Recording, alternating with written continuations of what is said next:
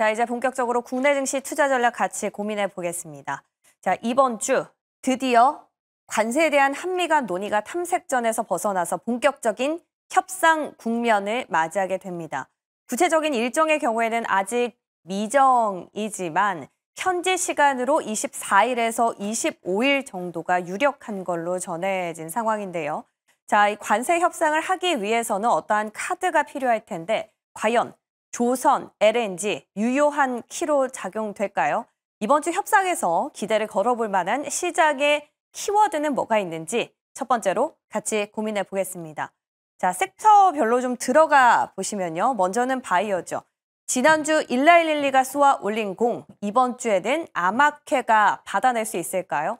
유한양행과 에이비엘 바이오는 이중항체 신약 후보 물질의 비임상 데이터를 공개할 예정으로 전해졌고 그 밖에 한미약품과 리가켄바이오, 대웅제약 등도 연구 결과를 발표하는데요. 기대감이 있는 기업들 같이 추려볼 거고요.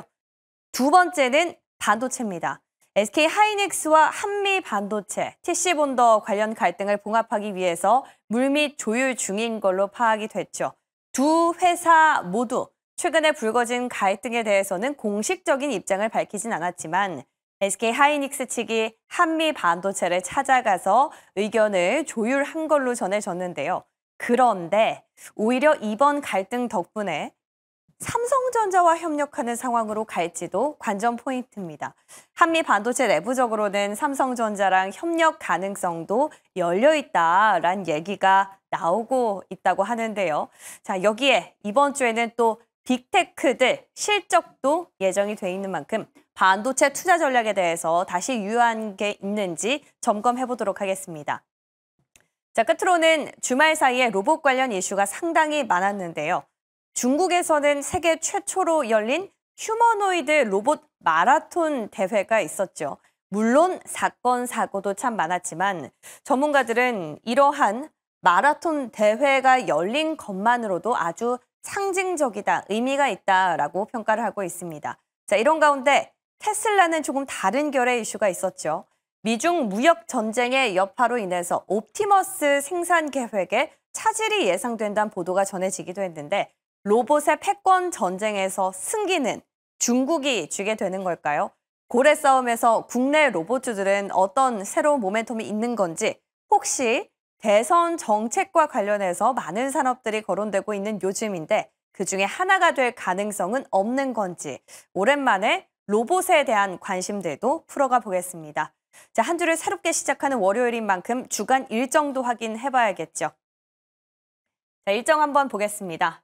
자, 당장 오늘부터 수출입 데이터가 예정돼 있습니다. 이와 함께 조선주들 본격적으로 하나 엔진을 시작으로 일정이 발표되게 되고요. 자, 내일은 정부가 추경안을 제출하고 국민의힘에서는 대선 후보 2차 경선자가 확정되게 됩니다. 정부 정책, 인물에 대한 모멘텀들 계속해서 유지가 될 걸로 보이고요. 그 밖에 HD 현대일렉트릭과 별개로 테슬라의 실적이 발표됩니다. 현지 시간 22일 기준이니까 우리 시간으로는 23일 새벽쯤 확인이 가능하겠죠. 수요일에는 모멘텀들이 많습니다. TSMC 테크놀로지 심포지엄, 그리고 미국 연준이 베이지북을 공개하는데 그 밖에 삼성바이오로직스와 LG이노텍도 실정이 예정돼 있다는 점. 목요일에는 우리나라와 미국 드디어 무역 협상에 들어갈 예정인데요.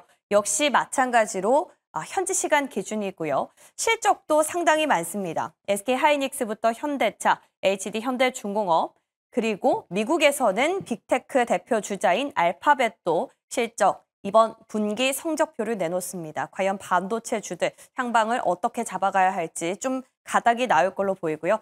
끝으로는 기다렸었던 아마케가 열리죠. 세계 3대 아마케로 꼽히는 모멘텀이 25일 현지 시간 기준으로 30일까지 예정돼 있고요. 마지막까지 끈을 놓칠 순 없을 듯 보입니다. 금융주들의 실적까지 같이 문을 두드려 보겠습니다. 자, 그 밖에 오늘 새벽에 나온 이슈들은 뭐가 있는지 뉴스 기사로 만나보시죠. 자, 이번 주 드디어 한미 간 논의가 탐색전에서 벗어나서 본격적인 협상 국면에 들어갑니다. 양국은 재무와 통상 장관들이 동시에 참여하는 2+2 형식의 통상협의를 진행할 예정인데요. 협의는 이번 주 24일에서 25일 워싱턴 DC에서 진행될 걸로 전해졌습니다. 자, 미국 측에선 최근 무역 협상 전면에 나서고 있는 스콧 베센트 재무장관, 또 제이미슨 그리어 미국 무역대표부 대표가, 또 우리나라 측에서는 경제사령탑이죠. 최상무 경제부총리 겸 기획재정부 장관, 그리고 통상수장인 안덕근 산업통상자원부 장관이 참여할 걸로 전망되고 있습니다. 자, 당초 최 장관과 안 장관은 각각 별도로 미국과 협의를 진행하는 방안도 추진이 됐었지만 미국 측의 요청으로 재무통상장관이 한자리에 모이는 2+2 협의 방식이 마련될 걸로 전해졌는데요. 자, 지난주였죠. 일본과의 협상 때처럼 트럼프 대통령이 직접 등판할 가능성도 있어서 우리 정부도 예의주시하고 있는 걸로 전해졌습니다. 자, 우리 정부 이번 협상에서 본연의 이슈에 집중하겠다라는 방침을 밝혔는데요. 이 국가별 상호 관세와 함께 자동차와 철강, 반도체 등의 품목별 관세 부담을 최소화하겠다는 방안을 끌어내보겠다라고 밝혔습니다. 자, 이러한 관세 문제들을 해결하기 위해서는 트럼프 대통령이 각별히 챙기고 있는 한미 조선 협력과 알래스카 LNG 프로젝트 참여 문제를 지렛대로 활용할 가능성이 큰데요. 물론 미국이 우리나라를 최우선 협상 대상 국가로 꼭 집어서 드라이브를 걸고는 있지만 또 우리나라 입장에서는 장기적인 국익이 걸려있는 상황인 만큼 협상에 신중해야 한다라는 목소리도 커지고 있습니다. 여기에 대선을 앞두고 있죠. 그렇기 때문에 주요한 결정들은 차기 정부에서 결정될 수 있다는 관측까지 나오고 있는데요. 자, 이번 주 관세 협상 관련해서 시장에서 챙겨봐야 하는 주요 키워드는 뭐가 있는지 저희도 같이 잠시 뒤에 확인해 보겠습니다. 자, 두 번째 기사 넘어가 보시죠. 조선업계가 본격적으로 실적을 발표합니다. 국내 조선업계 글로벌 발주 감소세에도 불구하고 수익성을 중심으로 전환에 성공하면서 올해 1분기는 실적 방어에 성공을 할 걸로 전해졌습니다. 자, 오늘 새벽 FN가이드에 따르면 국내 조선업계 빅3죠. HD 한국조선해양, 삼성중공업, 하나오션의 1분기 합산 영업이익 전망치가 8,272억 원 정도로 집계됐습니다. 자, 지난해 같은 기간보다 무려 180%가 넘게 증가한 건데요. 기업별로 구체적으로 보면 HD 한국조선해양이 220%, 삼성중공업은 93%, 하나오션도 200% 가까이 늘어난 걸로 추정되고 있습니다. 자, 이번 실적 호조의 핵심은 선별 수주 전략이죠. 특히 LNG 선의 비중이 지난 4분기부터 40%를 넘어선 덕분인데요. 여기에 원하는 약세를 보이고 후판 가격이 안정세를 찾아가면서 제조 원가 부담을 덜어준 영향도 컸습니다. 자, 이런 가운데 최대 위협 요인으로 꼽히는 미국의 중국 조선업계도 미중 간 갈등으로 인해 방어가 되고 있는 만큼 미국과의 전략적인 파트너십을 통해서 양적과 질적 성장 모두 꾀할 수 있을지 세간의 관심이 커지고 있습니다. 자, 이렇게 해서 오늘 이슈까지 살펴봤고요. 이제 전문가들과 함께 전략 세워보겠습니다.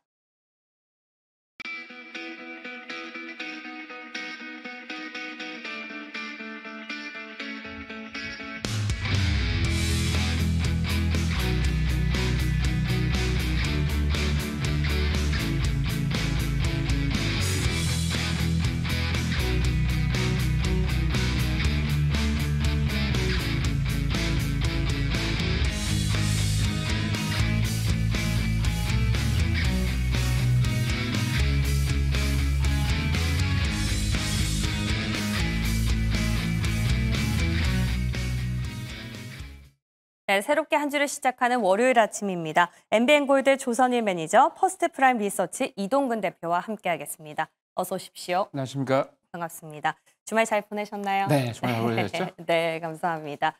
자, 과연 오늘 시작에서 주목해야 하는 키워드 두 분은 어떻게 잡고 계실지 바로 만나볼게요.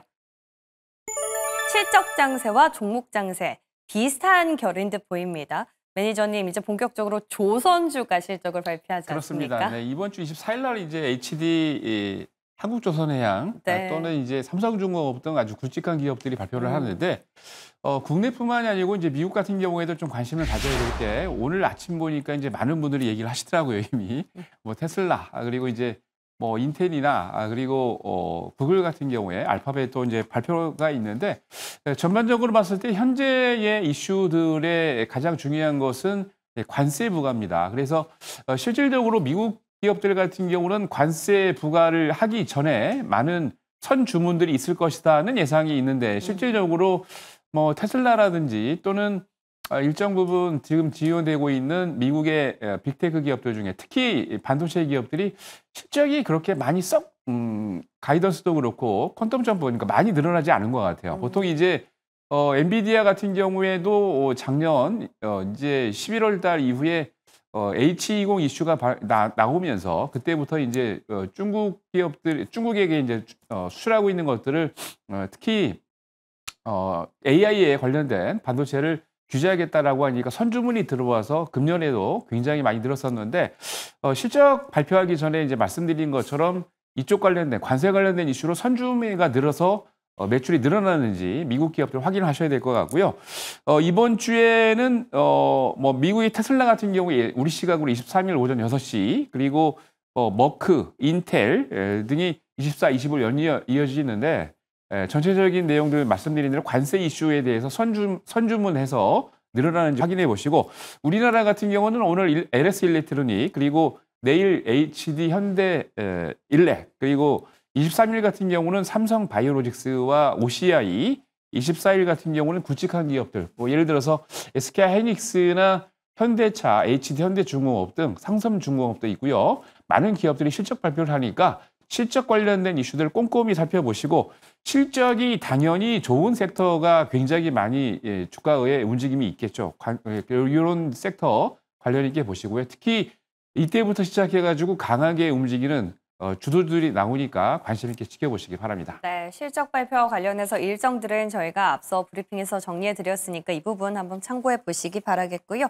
자, 우리 이동구 대표님은 종목 장세라고 주셨는데 그 종목이 어떤 기준으로 움직인다고 보세요? 실적을 앞에서 이제 말씀해 주셨는데 사실 이번 주에 저는 두 가지 축이라고 말씀을 드릴 수가 있을 것 같아요. 실적과 정책이라는 말씀을 드릴 수가 있을 것 같은데 역시 지난주부터 시장에서 가장 부각된 쪽은 조기 대선 국면에 접어들면서 유력 후보들의 어떤 그 언급이라든가 코멘트라든가 또는 발표라든가 이런 부분들에 따라서 그 업종이라든가 종목들의 움직임이 굉장히 강하게 좀 나타나고 있습니다. 이런 부분들이 아마도 이번 주에도 이어지지 않겠는가 하는 생각이 들고요. 이런 부분들은 결국 빠른 순환매를 동반할 수밖에 없어요. 그렇기 때문에 상당히 좀 개인 투자자들께서 좀 이게 추종하시기 쉽지가 않습니다. 그런데 어쨌든 간에 지금 시장이 지수는 어느 정도 지금 좀 상당히 제한되고 있거든요. 네. 결국 관세라는 부분이 여전히 불확실하기 때문에 더군다나 이번 주부터는 이제 미국과의 협상이 본격적으로 시작이 되기 때문에 그렇다면 향후에 어떻게 전개될지는 아무도 모르는 얘기입니다. 그렇기 때문에 이런 부분들까지 감안한다면은 지수가 좀 상당히 제한된다면은 결국 움직일 수 있는 쪽은 종목이다. 그래서 이제 앞에서 매니저님 말씀하셨지만은 실적 중요하고 못지않게 역시 지난주에 이어서 정책이 굉장히 부각되는 한 주가 되지 않겠는가 이렇게 좀 말씀드릴 수가 있을 것 같습니다. 좋습니다. 두 분 크게 두 기둥을 말씀 주셨어요. 실적과 정책. 저는 여기서 한 기둥 더해서 관세라는 키워드를 좀 넣어보고 싶습니다. 자, 저희가 끓는 점 들어가기 전에 우리나라와 미국이 이번 주에 2+2 관세 협상을 진행하게 되는데요. 여기에 대해서 시장의 관심이 가장 많이 집중되지 않을까라는 생각이 들어요. 두 분은 이번 관세에서 어떤 키워드를 보는 게 가장 좀 빠르게 우리가 또 수익을 낼 수 있는 대처 방법이라 생각하는지 궁금하거든요. 먼저 조선희 매니저님은 역시나 조선인가요? 그렇습니다. 네. 어제 사실 이제 KBS 이루어진다는 프로그램 인터뷰에서 네. 안덕근 산업부 장관이 얘기하셨어요. 그 세 가지 팩트를 얘기하셨는데 첫 번째는 조선산업, 두 번째는 에너지, 세 번째는 경제협력에 대한 비전 제시라고 했거든요. 그래서 뭐 앞서 이제 뭐 진행 사항들에 대해서 2+2 통상협의 관련돼서 말씀을 하셨는데 전반적으로 이번에 진행되고 있는 것들 보면은 트럼프 행정부가 일본, 우리나라 그리고 뭐 멕시코와 캐나다 등 5개의 국가들을 먼저 타겟팅해서 지금 하고 있는데 전반적으로 거의 전 세계에서 한 80개국 가까운 그런 국가들을 상대로 해서 한 5개, 그러니까 일본과 우리나라부터 시작해서 5개의 국가들을 먼저 하는데 진행을 하면서 앞으로 니네들도 이렇게 진행을 하기 때문에 따라와라라는 메시지를 보내는 것 같고 우리 미국 측 같은 경우는 지금 사실 우리나라에 요구할 게 되게 많습니다. 왜냐하면 아까 말씀드렸던 세 가지 섹터에서 미국이 우리나라에 그거를 미끼로 해서 이제 여러분 잘 아시겠습니다만 미군 주둔 관련된 이슈부터 방위비부터 해가지고 요구를 하겠지만 안덕근 산업부 장관이 어제 말씀드렸던 세 개의 팩터에 대해서 관심 있게 지켜보고 있는 이유는 미국 측에서도 이미 여기에 대한 내슈를 보냈고 여기에 대한 이득을 좀 자기네들끼리 갖고 가기 위해서 아마 우리나라에도 뭔가 요구를 할 겁니다. 그래서 이 세 가지 팩터에 대해서 관심 있게 지켜보시면 뭔가 답이 나오지 않을까 생각이 듭니다. 조선주는 이번에 협상 테이블에서 거론될 키워드로도 꼽히지만 실적이 나오기 때문에 주가 향방이 상당히 궁금해집니다. 기대감을 갖고 더 뚫고 갈 것인지 아니면 실적을 보고 나서 세론으로 나갈 것인지 이 방향성을 좀 체크해봐야 될 것 같고요. 자, 우리 대표님은 어떤 키워드 보고 계세요? 저는 가장 큰 키워드는 트럼프라고 생각을 해요. 트럼프 대통령. 그러니까 직접 이제 일본과 협상에서 자기 맞아요. 본인이 나섰는데 예. 결국 이제 트럼프 대통령이 나선다는 얘기는 여기에다가 이제 방위비 이슈를 갖다가 제가 보기엔 이제 그 한꺼번에 그 딜을 하려고 나서는 걸 가능성이 많아요, 사실은. 이게 어떻게 보면 이제 우리나라 측에서는 이 부분에서 좀 선을 긋고 있는 상황인데 트럼프 대통령이 등판을 한다는 얘기는 이제 방위비 협상까지도 한 번에 이제 그 타결을 하겠다라는 그런 의지가 있는 거기 때문에 이 부분이 굉장히 중요하다고 말씀드릴 수가 있을 것 같고요. 뭐 저도 이 비슷한 얘기를 할 수밖에 없는 게 결국은 지금 뭐 양쪽의 패는 거의 다 이제 오픈이 되어 있는 알려졌죠. 상황이에요. 예. 이제 그런 상황에서 결국은 여기서 이제 어떻게 이것을 조율하냐가 중요하고 그래서 이제 뭐 굉장히 지금 뭐 빠르게 이게 진행되지는 않을 겁니다. 이게 일본도 마찬가지. 일본도 지금 협상을 했지만은 서로 얘기가 달라요. 일본 측과 미국 측이 다르거든요, 완전히. 그러니까 이게 무슨 얘기냐면은 네. 서로가 요구하는 것이 다 완전히 다르기 때문에 그렇습니다. 그래서 사실은 우리나라도 마찬가지고 우선 협상 국가들이 몇 개가 있는데 저는 이 협상 자체가 이제 90일의 유예를 둔 것 자체가 사실은 이게 뭐 일주일 만에 된다? 이제 이게 아니기 때문에 90일의 유예를 뒀다고 생각을 네. 합니다. 그렇기 때문에 사실은 이게 뭐 마냥 막상 굉장히 빠르게 한다고 좋은 것도 아니고 어느 정도 이제 적정한 서로 간의 그 가이드라인을 어느 정도 이제 그 준수를 하면서 얻어낼 수 있는 것들을 얻어낼 수 있는 딜 역시 우리나라가 얻어낼 수 있는 것들을 그러니까 우리가 이제 가지는 패는 역시 조선과 뭐 알래스카 LNG 뭐 이런 쪽이겠죠 아무래도 그런 부분들을 제시를 하면서 그러니까 만족할 만한 성과를 이루는 것이 가장 중요하지 않겠는가. 또 하나만 말씀드리면은 사실 우리나라와 미국의 협상도 중요하지만 저는 사실 지금 어떤 시장이라든가 이런 측면에서 보면은 중국하고 미국의 협상이 굉장히 중요할 것 그렇죠. 같아요. 그러니까 아직까지 서로 간에 지금 아무것도 안 하는처럼 보이는데 네. 과연 이런 것들이 어느 정도에서부터 시작이 되느냐가 사실은 증시에도 그렇고 굉장히 그 중요한 그런 요인이다 이런 말씀을 드릴 수가 있겠습니다. 우리가 일본과의 협상을 통해서 어쩌면 좀 선례를 볼 수 있었지 않습니까? 거기서 힌트를 얻어봤을 때 상당히 언급해 주신 부분들이 서로 다르고 또 우리나라 안에서도 보수적으로 차기 정부를 위한 룸을 좀 열어놔야 된다라는 목소리가 나오기 때문에 어떤 코멘트가 나올지 이에 대해서 변동성은 좀 체크가 필요할 듯 보입니다. 그리고 저희가 막판에 또 시간이 조금 가능하다면 조선에 대한 투자 전략 같이 고민해 보겠습니다. 자, 그럼 이제 오늘 첫 번째 끓는 점으로 들어가 보겠습니다. 열어주시죠. 보글보글. 첫 번째는 저희 바이오입니다. 바이오는 지난주에 이라일리가 쏘아 올리면서 아쉽게도 주말을 맞이하면서 그 흐름이 좀 끊겨버렸는데요. 새롭게 끌고 갈 만한 모멘텀이라 하면 이번 주 후반에 예정돼 있는 AACR 미국 암학회가 되지 않을까라는 생각이 듭니다. 저희가 한참 전에 몇 주 전에도 이 모멘텀으로 그렇죠. 기업들을 좀 추려봤었는데요. 굉장히 많더라고요. 그렇죠? 다시 네. 한번 좀 정리를 해주신다면요. 네. 전체적으로 우선 이제 AACR 관련된 이슈를 얘기하기 전에 네. 일라이릴리가 경구암, 경구 비만 치료제를 발표했음에도 불구하고 주가가 급등 나오지 않았어요. 그게 왜 그런가라고 확인을 해보니까 사실 비만 치료제를 주사를 하든 또는 뭐 경구약 먹는 게 사실 편하긴 하거든요. 근데 실질적으로 다이어트를 하시는 분들의 키포인트는 뭐냐?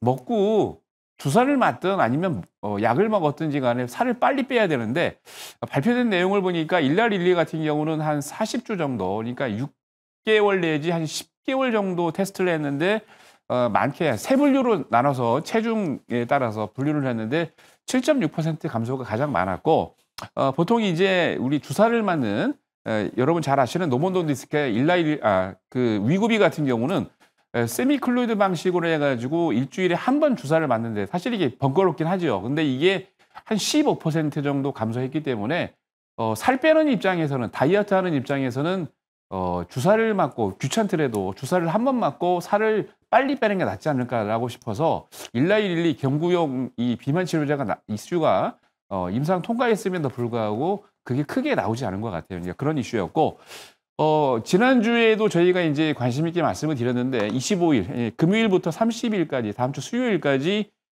미국의 일리노이주에서 시카고에서 전 세계 3대 암막회가 이제 진행이 되는데 여기에 관련된 이슈들이 상당히 부각이 되면서 주가도 이미 탄력적으로 움직이고 있습니다. 뭐 대표적인 게 지금 AB 바이오가 몇 주 전에 이제 상한가 나오기 시작을 하더니 주가가 거의 뭐 2배, 100% 이상 급등을 했는데 전체적으로 봤을 때 이 항암학회 관련된 이슈가 부각이 되면서 굉장히 이쪽 관련된 이슈 때문에 많이 이제 그 투자금이 몰리고 있는 것 같아요. 특히 뭐 여러분 잘 아시는 유한양부터 시작을 해서 뭐 보노로이나 한미약품 그리고 리가켄 바이오 등 한 7개의 우리나라를 대표하는 기업들이 항암 관련된 파이프라인에 여태까지의 프로세스가 진행이 되고 있는데 특히 이제 유한양행 같은 경우는 신규 파이프라인이 아직도 33개가 있습니다. 33개를 보유를 하고 있는데 뭐 여러 기업들과 지금 협업을 하면서 신규 파이프라인에 대한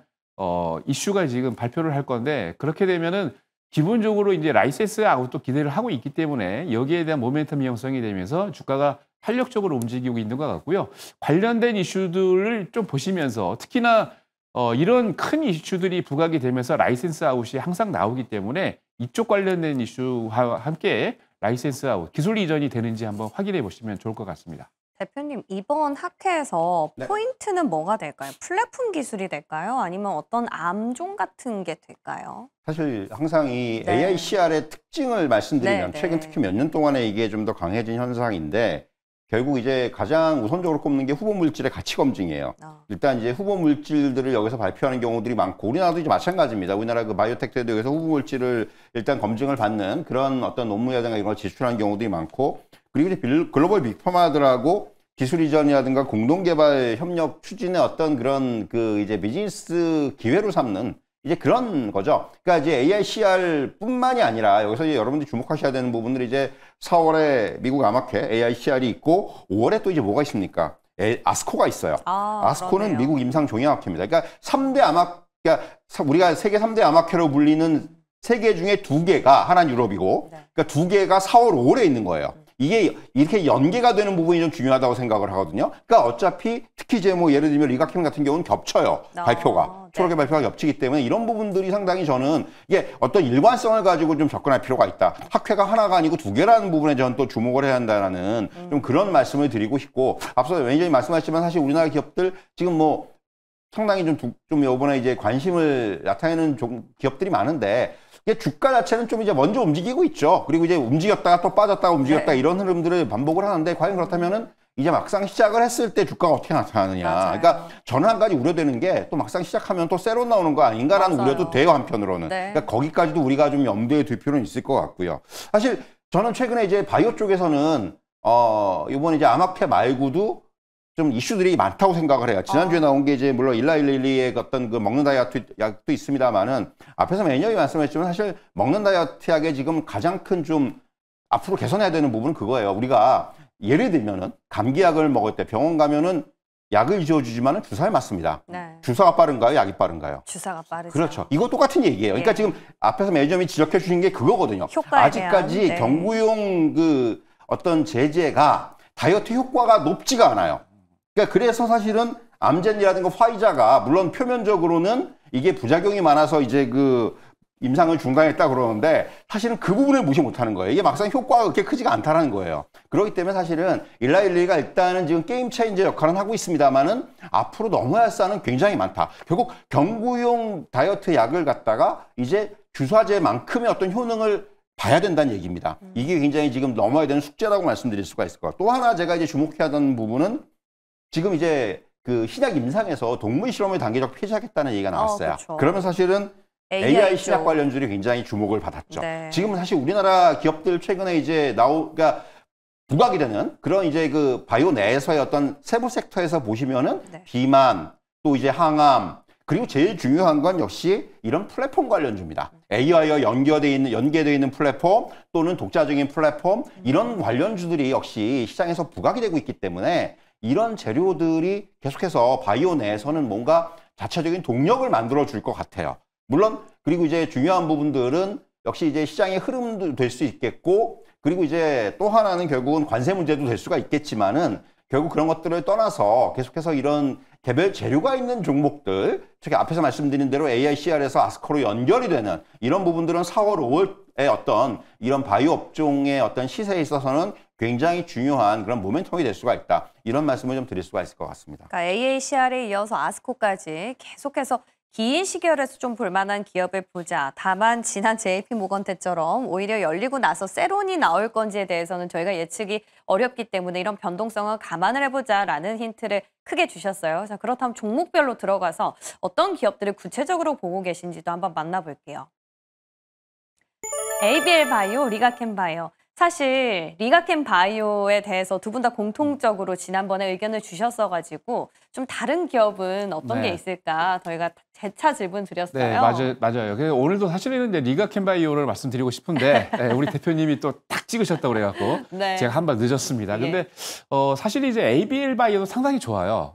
주가도 여러분 아시겠습니다만 그쵸. 한 2주, 3주 전에 벌써 급등을 3만 원대부터 했었죠. 시작해가지고 상한가 나오면서 벌써 100%가 넘는데 네. ABL 바이오가 이렇게 급등이 나왔던 이유가 사실 유한양행이 말씀드린 대로 아직까지도 신규 파이프라인을 33개 갖고 있는데 가장 빨리 나올 수 있는 이슈 중에 하나가 바로 ABL이 갖고 있는 이 이슈입니다. 이 무슨 얘기냐면 유한양행과 함께 미국의 아마케에 이번에 이제 그 항암 신약 관련해 가지고 파이프라인 ABL 104를 발표할 예정인데 이 비임상 데이터가 상당히 긍정적이라고 그래요. 그래서 요 이슈 때문에 지금 ABL 바이오가 2주, 3주 전에 상한가 나오기 시작을 하더니 며칠 만에 그냥 따블이 돼버렸는데 이 관련된 이슈가 부각이 되면서 말씀드린 대로 가장 중요한 거는 이제 이게 진행되고 난 다음에 라이센스 아웃이 나오는지 여부가 있는데 만약에 그것까지 더해진다면 주가가 한 단계 더 점프를 할 것이고 근데 라이센스 아웃이 안 나온다면 주가는 조금 약간 조정을 하겠죠. 왜냐하면 지금 횡보하는 구간이거든요. 그래서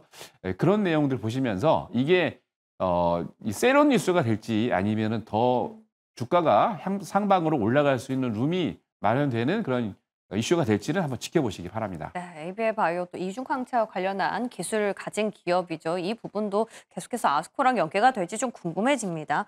이동훈 대표님은 네. 앞서 리가캠이라고 힌트 좀 주셨죠? 네. 사실은 리가캠이 왜, 그러니까 저는 사실 딴 종목을 하려고 그러다가 아, 진짜요? 결국 이제 앞에서 말씀드린 네. AICR에서 아스코로 연계되는 흐름 때문에 저는 사실 리가캠을 또 한 번 말씀을 드리는 거예요. 아. 사실 이제 AICR에서 요번에 5개의 어떤 전임상 연구 결과를 발표를 하는데 그리고 나서 이제 아스코에서는 스틱 면역 항암제하고 ADC 병용 결과에 대해서 또 이제 이번에 발표를 합니다. ADC 그러니까 결국은 관련해서. 최근에 어떤 이 항암제 트렌드는 아시다시피 병용요법이에요. 네. 하나 가지고 안 되는 거를 여러 개의 어떤 약물 또는 플랫폼을 통해서 그야말로 이런 그 치료 효과를 높이는 이런 쪽으로 지금 방향성을 잡고 있기 때문에 역시 지금은 이런 병용요법이라든가 이런 부분이 중요하고 그런 것들로 해서 지금 유의미한 결과들이 나오고 있기 때문에 리가캠도 마찬가지로 AICR뿐만이 아니라 아스코에서의 어떤 그런 발표까지 좀 이제 염두에 둔다면은 뭐 최근에는 조금 이제 주가의 흐름은 좀 부침이 있어요. 일단 어느 정도 한창 한 단계 올라왔기 때문에 부침이 있지만은 결국 그런 부분까지 좀 우리가 긴 호흡으로 볼 필요가 있지 않겠는가 이런 말씀을 드릴 수가 있을 것 같습니다. 그럼 혹시 대표님이 원래 말씀해주고 싶으셨던 기업은 동물 임상 폐지에 대한 뭔가 AI 관련 기업일까요? 그렇죠. 이제 루닛이라든가 뭐 이제 이런 쪽 뭐 신테카 바이오라든가 이런 네. 종목들에 대해서도 좀 이제 계속해서 관심을 가질 필요가 있을 것 같고요. 네. 사실 결국 AI는 뭐 지금 시장에서 나타나듯이 예. 지금 AI 만능 시대가 돼버렸어요. 그렇죠. 그러니까 더군다나 이제 정책적인 부분들이 최근에 부각이 되고 있기 때문에 네. 사실은 AI가 이번 주에도 저는 상당히 좀 이제 시장에서 좋을 부각이 될 수 있는 그런 그 테마가 아니겠는가 좀 이런 말씀을 드릴 수가 있겠습니다. 좋습니다. 의료 AI와 관련해서도 집중을 해보도록 하겠습니다. 자, 이제 두 번째 끌는 점으로 넘어가 볼까요? 자, 저희가 잡은 두 번째 주제는요. 보글보글 반도체입니다. 자, 반도체는 요즘에 진짜 이슈가 끊이지 않는 것 그렇죠. 같아요. 네. 국내에서는 한미 반도체 때문에 시끌시끌하고요. 이번 주에는 뭔가 관세에 대한 언급도 나올 수 있을 것 같고 빅테크도 주요 굴지 기업들이 성적표를 가져옵니다. 자, 일단 조선인 매니저님께는 국내에서 또 한미 반도체 얘기 저희 지난주부터 조금씩 해왔는데 그렇죠. 이게 뭐 어떤 겁니까? 삼각관계입니까? 우리 사각관계입니까? 앵커님도 한미 반도체 상당히 관심 있으시잖아요, 그죠? 이게 이제 주주분들이 많으세요. 그렇죠. 거의 이제 한미 네. 반도체에 대해서 사실 이거 뭐 아시는 분들은 아시겠지만 제가 17,000원 추천드려가지고 여러분들에게 수익을 많이 드렸던 종목이에요. 예, 거의 한 템버거 17만 원, 19만 원대 많이 이제 그 수익을 드렸었는데 그 한미 반도체가 이렇게까지 올라왔던 거는 템버거가 됐던 이유 중에 가장 큰 이슈는 뭐가 있냐? 바로 기술력이죠. 그래서 한미 반도체가 한 8년까지 거의 그 SK 하이닉스에 독점하다시피 해서 TC본드를 납품을 하고 있는데 사실 그 일각에서 우리가 반도체를 연구하고 있는 많은 그런 분석가들이 하는 얘기가 SK 하이닉스가 이 HBM 관련해 가지고 아주 뛰어난 기술력을 갖고 있게 된 거는 바로 한미 반도체의 TC본드다라고 얘기를 했습니다. 왜냐하면 TC본드가 가장 중요한 이유가 뭐냐면 바로 적층 기술인데 메모리 반도체 칩에다가 거기다가 기본적으로 무슨 비닐 여러분 잘 아시는 여러 가지 공정들을 내서 쌓아야 되는데 그게 열이나 압착으로 인해서 눌러가지고 그거를 제대로 공정을 올려야 되는데 그거를 할 수 있는 게 바로 이 한미 반도체의 TC본드거든요. 그래서 그러한 것들이 주요했기 때문에 SK 하이닉스가 기술력을 갖게 됐고 그리고 이걸 통해 가지고 엔비디아의 HBM도 삼성이나 마이크론보다 더 빠르게 납품했다는 이슈가 맞다라고 저는 보고 있는데 근데 중요한 거는 이겁니다. 얼마 전에 SK 하이닉스가 한미 반도체만 갖고는 이거를 할 수가 없다라고 해서 여러분 잘 아시는 한화 그죠? 쪽에서도 지금 한 420억인가요? 420억 규모의 TC본드를 하나세미텍으로 받았습니다. 그러니까 한미반도체 입장에서는 우리하고 지금 8년 동안 계속 하고 있으면서 특히 이제 SK 하이닉스의 직원까지 보내가지고 한미반도체 보내가지고 같이 공정을 같이 연구하면서 프로세스를 진행을 하고 있는데 이렇게 해라고 해서 한미반도체가 좀 이슈가 좀 불거지고 있었어요. 그래서 한미반도체가 그럼 여기서 어떻게 결정을 할 것인가라고 그랬는데 이미 이 SK 하이닉스 같은 경우도 이렇게 이슈가 나왔던 이유가 한미반도체가 삼성전자의 TC본드를 납품하려고 준비했다는 이슈가 또 부각이 됐거든요. 그래서 정말 이 관계가 동맹 관계에서 경쟁 관계가 될지 또는 계속해서 이어질지는 알 수가 없습니다만 기본적으로 한미반도체가 갖고 있는 기술력이 딱 여러분이 아셔야 될 게 이제 필름형 접합재 TC NCF인데 요거는 이제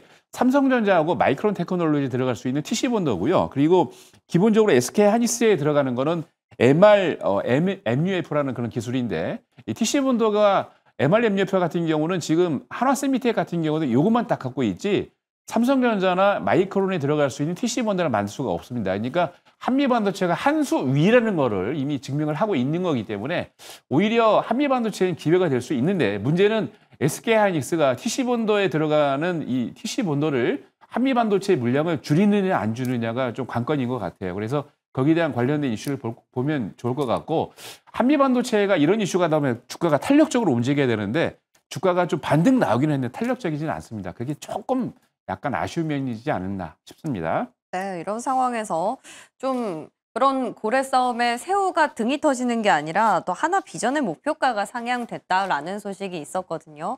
이 부분 참고하시면서 내일 원래 한미 반도체 IR이 예정돼 있었는데 이게 취소가 됐다 지금 갑론을박이 좀 있어요. 정확한 정보는 저희가 나오면 또 다시 재차 언급드리겠습니다.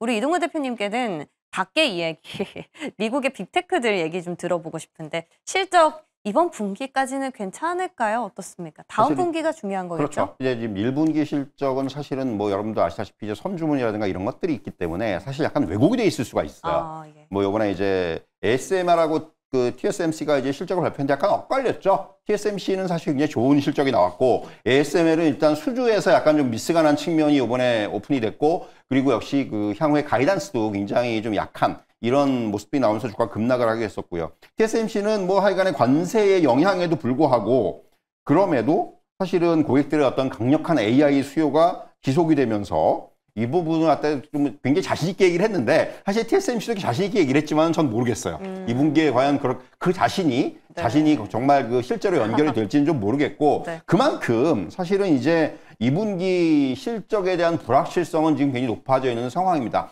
삼성전자의 어떤 지난번 잠정 실적을 보더라도 1분기 어닝 서프라이즈가 나왔는데 맞아요. 사실은 그게 2분기 걸 미리 땡겨다 썼다는 얘기가 나오고 있을 정도거든요. 그러니까 2분기가 오히려 정말 2분기에 잘하는 회사가 잘하는 회사다. 이런 얘기가 지금 나오고 있기 때문에 사실은 빅테크들의 실적은 1분기보다도 요번에 이제 어닝 발표에서 중요하게 우리가 봐야 되는 것들은 관세에 대해서 어떻게 대응할지 예. 그리고 2분기 가이던스를 과연 얼마나 어떻게 제시할지. 이게 보수적으로 제시했다고 해서 나쁜 게 아니고 보수적으로 제시했는데 과연 이제 오히려 보수적으로 제시하면서 거기서 이제 그걸 뛰어넘으면 좋은 거지 않습니까? 그런 것들을 좀 종합적으로 이번에 볼 필요가 있을 것 같고요. 그래서 사실은 뭐 이런 그 빅테크들의 실적 이번 주에 뭐 이제 많은 기업들의 실적 아마존, 인텔 뭐 많은 기업들이 나옵니다만은 이런 것들을 좀 우리가 봐야 될 것 같고 또 하나 이제 저는 우리나라에서 역시 이번 주에 또 SK하이닉스의 실적 발표가 있거든요. 예. 그걸 또 봐야 되겠죠. 역시 SK하이닉스가 지금 실적이 좋을 것으로 예상이 되고 있는데 역시 SK하이닉스는 지금 HBM이라든가 이런 쪽에 있어서의 어떤 향후의 확장 능력이라든가 이런 부분들을 어떻게 풀을지 이 부분도 굉장히 좀 주목을 할 필요가 있다. 이렇게 좀 말씀드릴 수가 있겠습니다. 빅테크뿐만 아니라 SK하이닉스 역시도 이번 분기가 잘 나와서 잘 나온다면 좋겠지만 이것을 관세 때문에 피크를 찍고 2분기에 빠지는 게 아닌지 이 부분을 좀 확인을 해보자라는 의견이셨어요. 자, 그렇다면 우리가 가이던스가 나올 때까지 또 어떻게 전략을 세워야 할지 혹시 종목으로 대응이 가능할지도 한번 만나볼게요. 자, 두 분 반도체에 관한 종목은 어떤 걸까요? 계속 보류가 나오고 있고요. 이동훈 대표님 오랜만에 삼성전자를 주셨는데 삼성전자는 많은 분들이 이런 말씀하세요. 기업의 펀더멘털은 문제가 없지만 반도체 투심에 좀 눌려 있어서 지금은 좀 시기상조다. 이런데 반박 있으십니까? 사실 이제 그런 거죠. 저도 이제 보류의 의견을 드리고 싶은데 삼성전자에 드리는 게 뭐냐면 네. 저점의 매수예요. 지금 그러니까 이거는 삼성전자는 지금 최근에 움직임을 보시면은 굉장히 흥미로운 것이 네. 53,000원 내외에서는 굉장히 그 강한 하방 정식성을 보입니다. 맞아요. 예. 무슨 얘기냐면 지금 변동성이 나타났을 때 삼성전자가 여기서 이제 좀 더 조정을 받는다면은 그때는 오히려 매수 관점으로 대응해도 무방하다라는 얘기입니다. 사실 삼성전자는 지금 워낙 얽혀 있는 게 많아요. 무슨 얘기냐면 수급적으로 봤을 때 만약에 우리 시장이 흔들리면 삼성전자 주가가 밀릴 수밖에 없거든요. 이거 혼자서 못 가거든요, 삼성전자는. 그런 부분들까지 염두에 둬야 되기 때문에 사실 삼성전자에 대해서는 그냥 저가의 매수의 관점이에요. 지금 일단 삼성전자도 최근에 보면 상방이 막혀 있는 모습이 나오기 때문에 그래서 사실은 이 부분을 여러분들께서 염두에 두시고 저점의 매수의 어떤 그런 관점에서 대응을 하실 필요가 있다. 이런 말씀을 드리겠습니다. 그 저점이라 하면 한 53,000원 정도 될까요? 53,000원대죠. 네, 지금은 좀 아닌 걸로. 지금 이게 네. 한 56,000원을 뚫고 올라간다면 얘가 달라지겠지만은 조금은. 그게 쉽지가 않아 보여요. 지금은. 예, 좋습니다. 이 박스권 내에서는 그래도 하방이 튼튼하게 지지가 되고 있기 때문에 삼성전자 저가의 매력도는 아직 있다라고 정리해 보겠습니다. 자, 마지막 끌는 점으로 넘어가 볼게요. 이번에는 저희 오랜만에 로봇에 대한 궁금증을 풀어보고자 합니다. 주말 사이에 로봇 관련해서 이슈 보신 분들 많으실 거예요. 깜짝 놀랐어요. 그렇죠. 중국에서 사람이 아니라 이제 로봇이 달리는 마라톤 대회가 열린 겁니다. 근데 또 이 대륙 건너편에서 테슬라는 중국과 갈등 때문에 수급을 못 받으면 로봇을 대량으로 생산하기가 어렵다라는 얘기가 동시에 나왔거든요. 그렇다면 이제 패권은 중국이 진 거 아닌가라는 생각이 드는데 어떻습니까? 네, 맞습니다. 중국이 좀 기술력이 더 좋은 것 같아요. 보니까 19일 중국에서 세계 최초로 휴머노이드 마라톤 대회를 했는데 21대가 출전해가지고 깜짝 놀란 건 4대가 완주했다는 거죠. 네, 실패한 거는 볼 필요 없습니다. 근데 여기서 이제 4대 중에 우승한 그 로봇을 보니까 태궁의 울트라2라는 로봇이었는데 네. 휴머노이드였는데 키도 사람 키만 해요. 178cm 정도 되는데 중요한 거는 이 로봇을 운행하기 위해서 3명이 따라 붙었다는 얘기죠. 한 명은 이제 이게 모션 똑같이 그 사람의 움직이는 모션을 똑같이 이제 따라하기 때문에 모션을 움직이는 사람이 한 명 필요하고 그리고 로봇을 운전하는 사람이 필요하고 배터리나 기술 지원하는 사람이 3명이 달라붙은 거거든요. 근데 전체적으로 봤을 때 시간도 보니까 거의 한 2시간 40분. 올 2월 달에 우간다의 제이콥이라는 선수가 56분 42초를 돌파를 해서 1등을 했는데 우리 인간이 뛴 거에 비하면 3배나 너무 느린 그런 시간이긴 합니다만 중요한 건 뭐냐면 로봇이 기술이 굉장히 빨리 발달을 하고 있기 때문에 이걸 따라잡을 수 있다는 거죠. 근데 중요한 거는 여기에서 가장 중요한 게 뭐냐면 배터리 기술인 것 같아요. 왜냐하면 2시간 40분을 달릴 때 배터리를 3번 교체했다고 합니다. 그러니까 배터리 하나가 한 1시간 정도 가고 있는 것 같은데 배터리 기술이 굉장히 중요하다는 거고요. 근데 여기보다 더 중요한 건 뭐냐면 중국이 갖고 있는 휴머노이드 기술인데 휴머노이드 기술이 미국보다 더 높습니다. 그래서 이건 좀 조심해야 되지 않을까 싶습니다. 네, 좋습니다. 대표님 혹시 로봇 관련해서 정책 모멘텀으로 엮일 가능성은 없을까요? 실제 그런 거죠. 뭐 정책 지금 로봇 관련해서 아마도 분명히 뭐가 나올 거예요. 예. 제가 우리가 이제 예상을 하고 있는 부분, 그죠, 최근에 네. AI라든가 이런 부분들, 특히 로봇 산업에서 했던 우리나라가 지금 계속해서 이쪽에서 뭔가 이제 기술이라든가 이런 부분을 지금 업그레이드 시키기 위한 노력들이 나타나고 있기 때문에 최근에 대기업들이 너도 나도 할 것 없이 로봇 시장에 진출을 했기 때문에 그런 부분들을 감안한다면 분명히 정책적인 이슈가 나올 것으로 보여지고요. 다만 저는 이제 우리나라 로봇 같은 경우는 지금 로봇주들이 상당 부분 좀 많이 올라와 있는 상황이고 최근에 주가의 흐름을 보면 오히려 좀 조정이 나오고 있는 상황이에요. 그러니까 이게 조금 지금은 어떻게 보면 이제 종목에 접근해서 보면은 오히려 네. 지금은 조금은 이런 조정에서 조금 더 시장을 확인해야 될 필요가 있는 것이 아닌가. 물론 저점의 매수라든가 이런 부분은 가능하겠지만은 예. 일단 지금 산업의 모멘텀은 오히려 뭔가 좀 새로운 것들이 나온 다음에, 그러니까 우리나라 아직까지 또 좀 추가적으로 새로운 것이 아직 모멘텀이 안 나오고 있다라는 맞아요. 거죠. 네. 예, 그 부분이 굉장히 좀 중요하지 않겠는가라는 생각이 들고요. 네. 그래서 이번에 저도 중국 로봇 보면서 느낀 것은 그거 두 가지예요, 딱.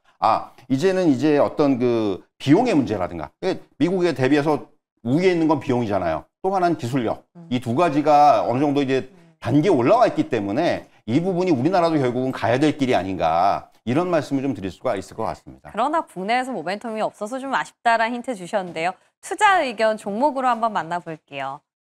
예상대로 우리 이동근 대표님께서는 보류로 의견 주셨고 레인보우 로보틱스 지난번부터 계속 네, 삼성전자와 맞습니다. 협력을 강요하고 네, 계시네요. 맞습니다. 왜냐하면 이제 중국도 이렇게 앞서 나올 수 있는 이유가 뭐냐면 중국이 네. 정책적으로 보조금 지급하고 인센티브 지급하고 민간 협력하고 있는데 사실 국내 같은 경우는 지금 이제 컨트롤 타워가 없기 때문에 그 일을 할 수 있는 거는 삼성전자밖에 없다라고 보고 있고 대표적으로 이제 레인보우 로보틱스죠. 그러니까 레인보우 로보틱스만 제가 보기에 이런 일을 다 할 수 있다라고 보고 있기 때문에 관심 있게 한번 지켜보시기 바랍니다. 좋습니다. 레인보우 로보틱스 관심주까지 저희 들어봤고요. 오늘 두 분 말씀 바탕으로 중심 잘 잡아보겠습니다. 고맙습니다.